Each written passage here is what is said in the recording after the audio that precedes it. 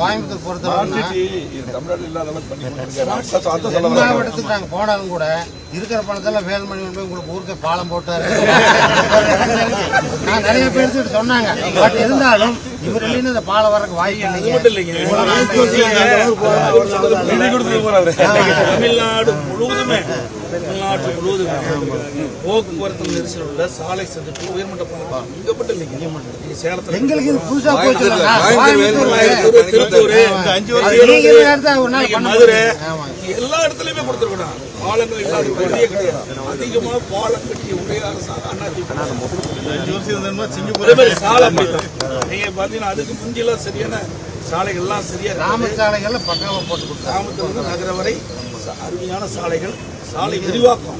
ஏன்னா வாகனங்கள் அதிகரித்து வரும்போது சாலை விரிவாக்கம் அதிகம். அந்த சாலை விரிவாக்கம் செய்வதற்கும் அதிமுக ஆட்சியில் நடவடிக்கை எடுக்கப்பட்டு பல சாலைகள் விரிவாக்கம் செஞ்சிருக்கோம். இங்கிருந்து மதுரை போகணும் அந்த ரோட நினைச்சு உங்களுக்கு தான் நினைக்க சொல்லுங்க.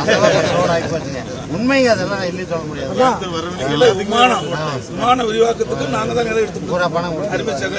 வேலுமணி கடும் முயற்சி அந்த நில உரிமையாளர்கள் பேச்சுவார்த்தை நடத்தி அவர்களும் மன நிறைவு பெறுகின்ற அளவுக்கு இழப்பீடு தொகைகளாக கொடுத்து அந்த விமான நிலைய விரிவாக்கத்திற்கும் நிலம் எடுப்பதற்கும் முயற்சி செய்தோம்.